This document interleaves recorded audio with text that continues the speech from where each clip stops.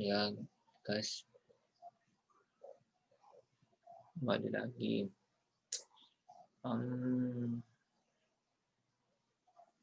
Ada sih beberapa keresahan saya. Keresahan gua dari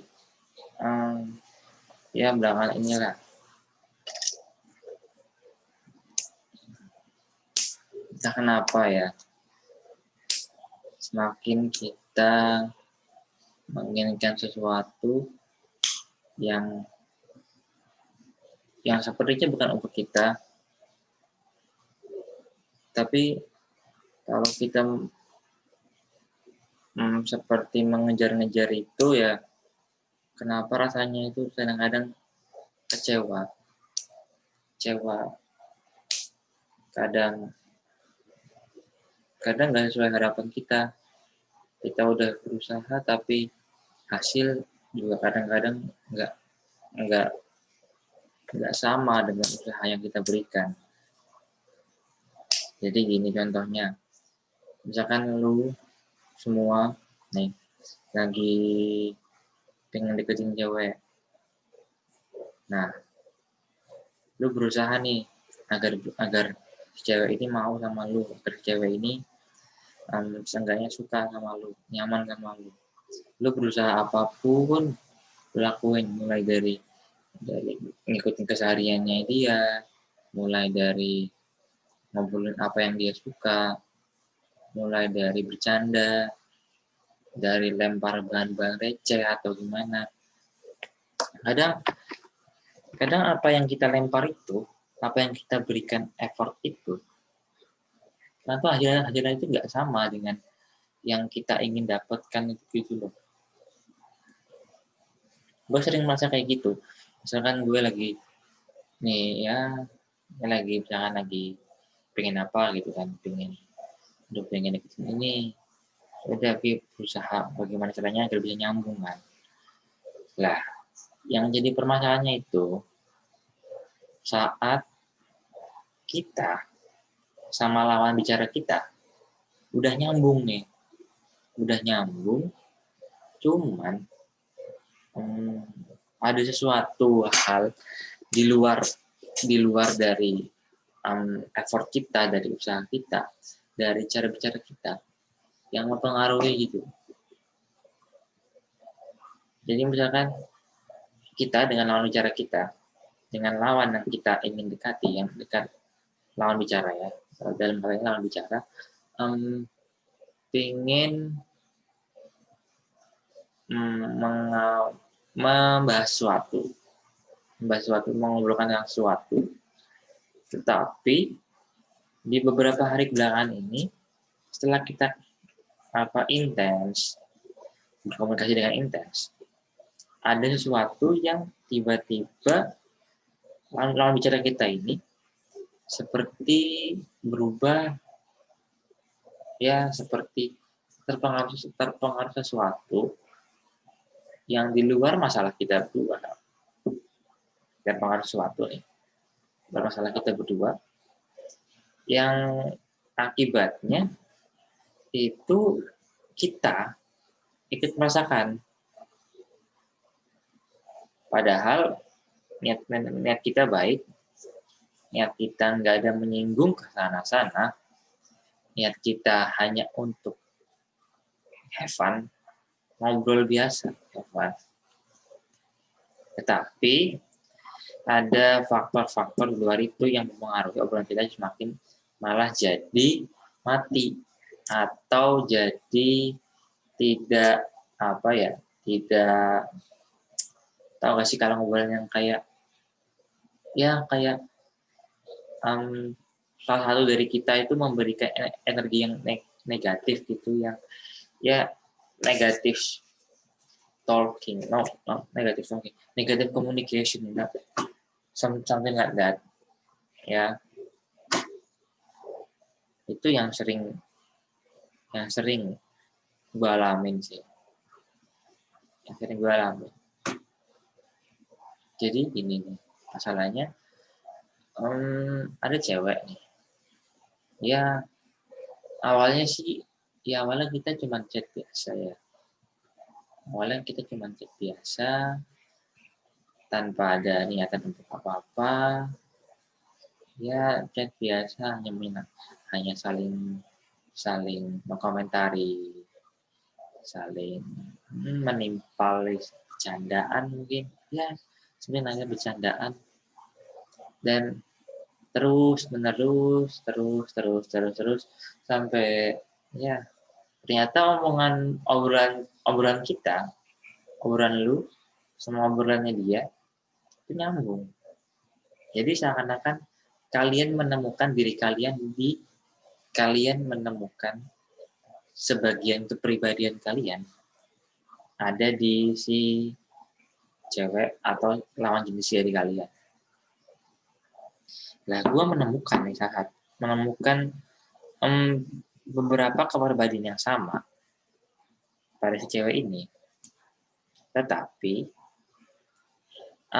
permasalahannya ada di sebagian, kan hanya sebagian, bukan sepenuhnya seperti saya, sebagian. Nah, sebagian lainnya ini nggak ada di gua, nggak ada di gua, nggak ada. Jadi gua membantu, misalkan dia ada masalah sekarang, gua membantu masalah dia ya dengan apa yang gua tahu, apa yang menurut gua itu pas. Bukan ya gua melakukannya dengan cara gua sendiri, bukan dengan oh ya kamu yang sabar ya, gini. Pasti nanti bisa selesai. Gini. Pasti, nah jangan kalau dipikirkan terus. Gini. Itu bukan gue banget. Gue kalau ada masalah atau ya problem gitulah, problem dalam kehidupan kayak gitu, lebih ke ya kalau ada masalah ya gue pikirkan, ya nggak usah dipikirkan, harusnya masalah itu diselesaikan, bukan dipikirkan. Masalah itu dipikirkan malah akan menambah masalah lain. Masalah itu diselesaikan, lalu jika ada yang seperti yang mengganjal gitu di pikiran kita, ya kita bagaimana caranya agar tidak memikirkannya secara berlebihan, secara larut gitu loh. Kadang-kadang, nah tapi kan tiap orang beda-beda ya. Gua begitu, ya jadi lu nggak kayak gitu. Bisa jadi lu kalau ada masalah dipikirkan banget, dipikirkan hingga larut, mungkin hingga nggak bisa tidur, atau mungkin hingga mempengaruhi kepribadian lu sendiri. Jadi gini, jadi orang lain ngelihat lu seperti bukan lu. Kenapa? Karena masalah lu itu, masalah yang lu punya, terlalu lu pikirin, terlalu lu bawa dalam hati. Jadi mempengaruhi kehidupan lu. Gue sering banget tuh lihat orang begitu tuh. Misalkan dia ada masalah nih. Masalah tentang apalah. Tentang dia, pokoknya dia ada masalah. Terus tiba-tiba orangnya tuh nggak begini awalnya. Orangnya tuh awalnya nggak begini. Tiba-tiba dia berubah seakan-akan ingin membuka diri dia yang lain. Gimana ya? Ingin mengganti atau ingin menjadi seseorang lain, orang lain. Kenapa? Agar lari dari masalahnya. Agar dia melupakan masalahnya. Berarti dengan secara logika, dia mikirin banget masalah itu. Dia mikirin banget, dia bawa dalam hati banget. Atau mungkin masalah itu dalam banget bagi dia, jadi dia masukin hati banget. Jadi merubah dia.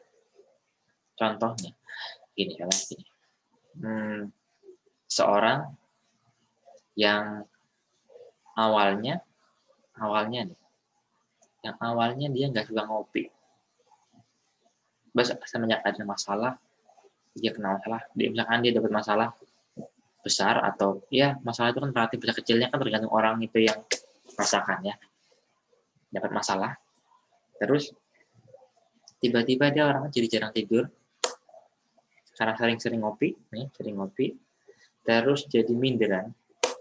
terus jadi tertutup, sama jadi agak temperamen. Nah,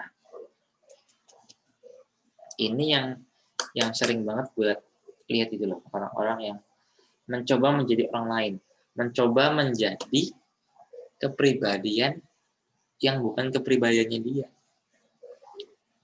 Bukan karena pengaruh lingkungan, tapi pengaruh pikiran, masalahnya.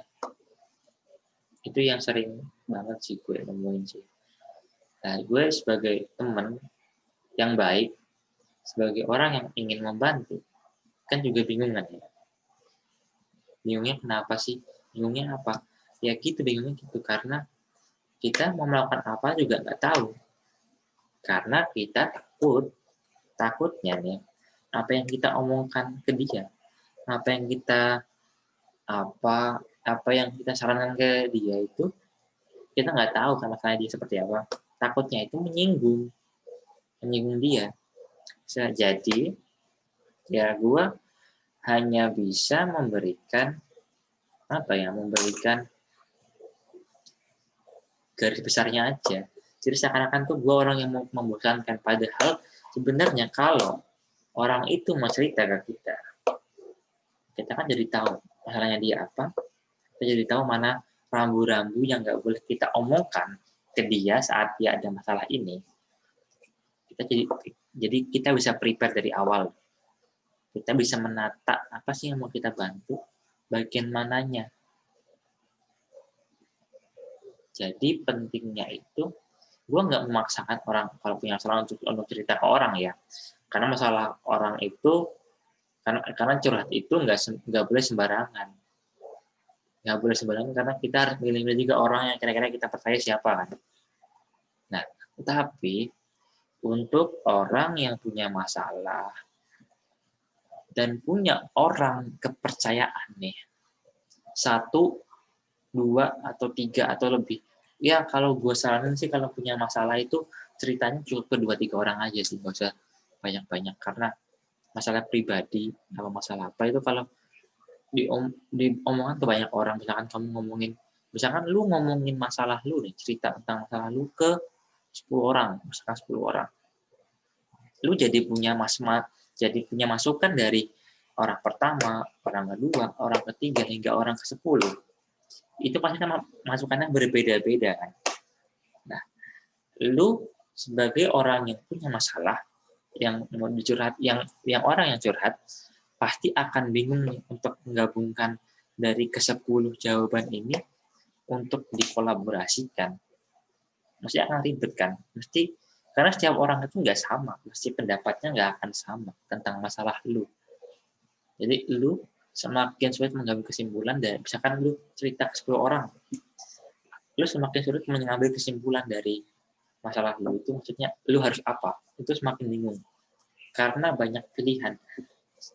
Tapi sebaliknya, kalau lu cuma cerita ke 1 atau 2 orang, misalkan ke 1 atau ya 2-4 orang, lu punya opsi cuma 4. Lebih mudah untuk mengeliminasi opsi-opsi lain kalau lu punya pilihan cuma sedikit. Kenapa? Karena jawaban cuma opsi yang sedikit itu malah kadang mempermudah kita. Kenapa sih? Misalkan gini, gue contohin. Lu ditawarin makanan nih sama ketiga temen lu. Gini, pagi-pagi lapar nih, lu tawarin makan apa? Nah, temanmu yang pertama jawab, lu tanya, enaknya makan apa sih gitu, sarapan gini enaknya makan apa? Temen lu pertama jawab, enaknya pagi-pagi ini makan soto deh. Terus yang satunya lagi jawab, yang temen lu yang kedua, enggak, kayaknya enakan makan nasi uduk. Terus temen lu yang ketiga jawab lagi, enggak, enaknya bubur ayam karena pagi-pagi makan bubur ayam jadi kenyang. Nah, dari ketiga jawaban itu, kira-kira lebih mudah mana untuk mengeliminasi ketiga? Lu kan misalkan lu pengen satu jawaban kan. Lebih mudah mana mengeliminasi 2 atau mengeliminasi 9. Yang mudah mana? Karena itu kan opsi itu kan subjektif ya, dengan hati, mungkin dengan hati, dengan logika, dengan pikiran lu semua. Bayangin deh, lu pagi-pagi lapar banget nih, lu ditawarin soto, mandang nggak? Enggak kan? Jadi soto lu eliminasi. Lu pagi-pagi makan nasi uduk, berat banget nggak? Berat kan? Lu eliminasi. Lu tinggal punya opsi bubur ayam. Udah, lu udah yakin bubur ayam udah. Kalau opsi lu ada 10 dan misalkan lu udah dapet niat buat bubur ayam, nanti niat itu bakal ke distract lagi sama yang lain. Misalkan ada pizza, ada bakso, ada ayam, lu bakal ke distract itu. Jadi gimana? Intinya gimana? Kalau ada lu curhat ke orang banyak, curhat ke 10 orang, 12 orang, 11 orang, 9 orang, masalah lu itu akan, ya memang akan selesai, memang akan lebih cepat. Tapi yang lama itu adalah lu mengambil opsi. Lu mengambil opsi. Terus ada pertanyaan lagi, nah kalau gitu mendingan kita nggak usah curhat. Semua orang itu pasti butuh orang lain. Pasti butuh orang lain. Kalau lu mencoba menyelesaikan semua masalah lu sendiri dan lu bisa, itu oke. Tapi kalau lu nggak kuat, lu stres bro. Kalau lu nggak kuat, lu stres. Kenapa? Karena masalah manusia itu pastinya punya kerumitan tersendiri gitu loh. Jadi butuh setidaknya sudut pandang orang lain terhadap lu sudut pandang lu gitu loh bro. Ya gitu sih, gitu. Ya seperti ya itu sih, karena masalah itu kan opsional ya. Masalah itu kan kadang-kadang datangnya itu nggak tahu waktu. Masalah itu kadang-kadang sudah selesai, sudah beres, tapi terungkit kembali. Sehingga menimbulkan lagi pikiran-pikiran lama yang dulu. Gitu. Misalkan lu punya pacaran 2 tahun, terus lu putus. Putusnya karena pacar lu selingkuh.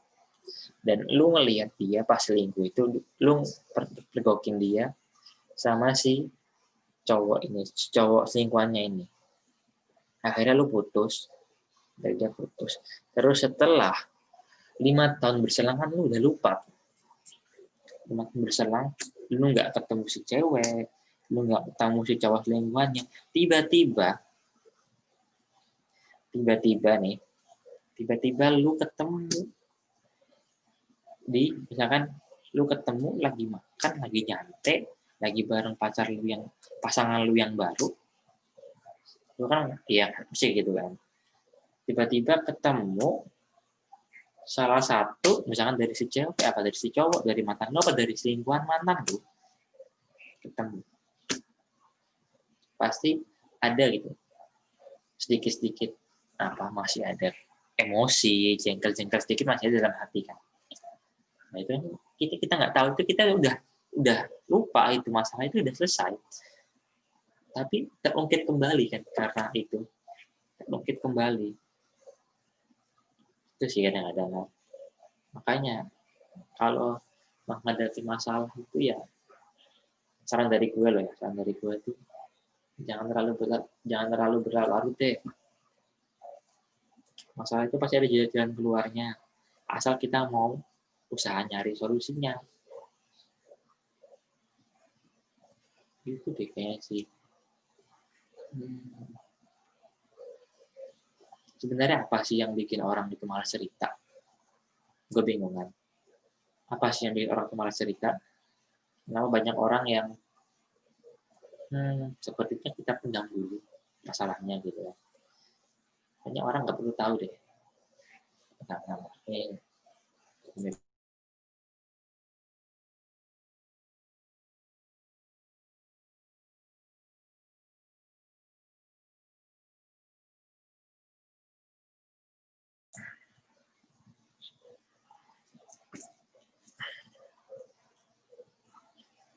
Memang sih ada beberapa masalah itu, ada beberapa orang sih sebenarnya sih. Beberapa orang kalau ada masalah itu ya kita simpan, kita sebaiknya jangan dipikirkan lah atau gimana gitu kan. Nggak ada yang habis.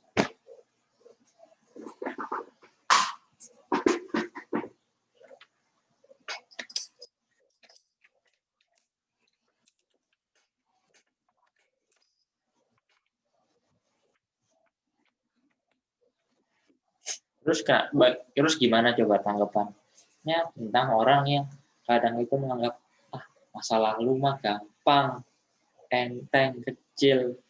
Coba lihat masalah gua, hey, nih, bentar ya, gua kasih tahu nih. Tidak semua orang, tidak semua masalah yang lu anggap enteng, itu enteng bagi mereka. Bisa aja mereka yang mengalami itu berat. Lu kan cuma diceritain nih. Ceritanya lu berarti nggak merasakan seperti apa sih masalahnya dia, lu nggak merasakan masalahnya dia seperti apa. Jadi lu nggak tahu sebenarnya rasanya seperti apa kan. Kok lu bisa ngomong kalau itu enteng? Mungkin lu merasa itu solusinya gampang, bisa diselesaikan dengan gampang. Tapi untuk orang yang sedang bermasalah tentang hal itu, mencari jawaban itu nggak semudah memberikan telapak tangan, karena masih mereka butuh pertimbangannya tersendiri. Iya kan? Jadi lu nggak usah deh sok bilang kalau masalah lu mah gampang, masalah gue lebih berat. Hey, kata siapa? Lu tentang parameter apa? Parameter apa yang bisa lu bilang kalau masalah ini gampang, masalah ini susah? Parameter lu apa? Nggak ada, bro. Parameter seorang untuk mengenal satu nggak ada, bro. Tapi yang membantu mental seorang. Seorang kalau misalkan kuat menghadapi tekanan, mereka pasti akan mudah tanpa kita harus mengomentari. Mereka bisa. Tapi salahnya adalah lu nggak usah ngomong kalau masalah orang itu kecil. Nggak bisa. Nggak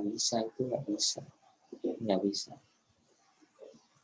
Atas dasar apa lu bilang itu kecil? Nggak bisa. Masalah itu kan subjektif, bukan objektif. Lu boleh berpikir masalah mereka dengan logika, dengan pikiran. Tapi bagi mereka pikir dengan hati itu. Hati dan pikiran. Nggak bisa mereka cuma dari pikiran aja. Pasti ada sedikit dari hati mereka. Sedikit. Nah, sedikit berapa persennya kan gue pernah ngerti kan. Setiap orang berbeda-beda. Pasti ada sedikit dari hati, dari perasaan mereka dicurahkan ke situ. Gitu loh. Lalu bagaimana sih kalau kita bermasalah nih? Kita punya masalah, lalu kita mengekspresikan masalah kita itu dengan melakukan hal-hal seperti seperti menyalurkan masalah kita gitu loh. Melepaskan masalah kita dengan cara kita tertawa, humor gitu. Ya oke aja. Misalkan lu punya masalah, terus lu main bola atau main futsal bareng teman-teman lu kan lu jadi lupa masalah lu, udah lupa, lu udah tenang, ya nggak apa-apa. Kadang ada masalah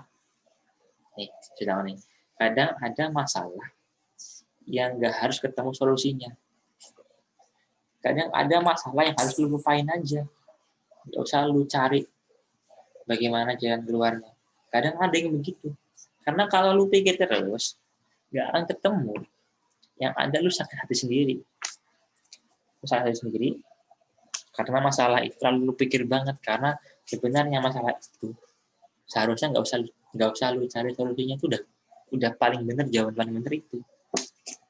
Ya gitu, misalkan lu ada masalah, lu main sama pacar lu, lupa, udah nggak usah dipikirkan lagi masalah itu, nggak usah, udah lupa. Itu hal terbaik, mungkin begitu hal terbaiknya, bukan lu cari sampai akhirnya mempengaruhi kehidupan lu. Nggak bisa, bro. Kadang ada hal yang harus nggak apa-apain dalam hidup itu. Nggak semua harus cari jawabannya. Kadang-kadang ada yang nggak apa-apain. Gitu sih. Lebih baik lu melupakan masalah daripada lu melupakan kehidupan sebenarnya, bro. Karena hidup itu berjalan terus. Mungkin sekarang nggak ada jawabannya, tapi nanti ada jawabannya. Dengan berjalannya waktu, ini nanti ada jawabannya tersendiri. Tiba-tiba ada jawabannya, itu yang menjawab bukan kita, tapi realita nanti akan menjawab. Gitu, bro.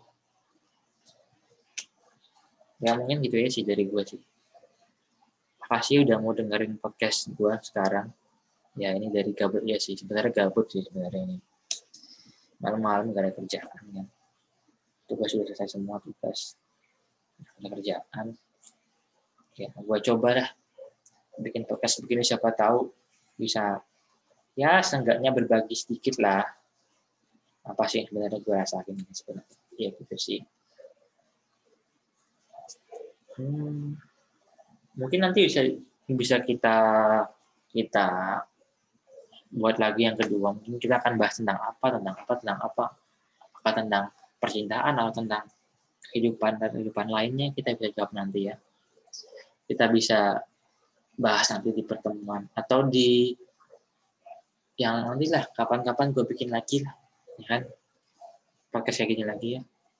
Ya udah, jangan lupa ya, istirahat, tenangin pikiran, berdoa, jangan lupa berdoa, karena masalah kalau nggak lu berdoa, sama aja lu bohong, sama aja lu berusaha sendiri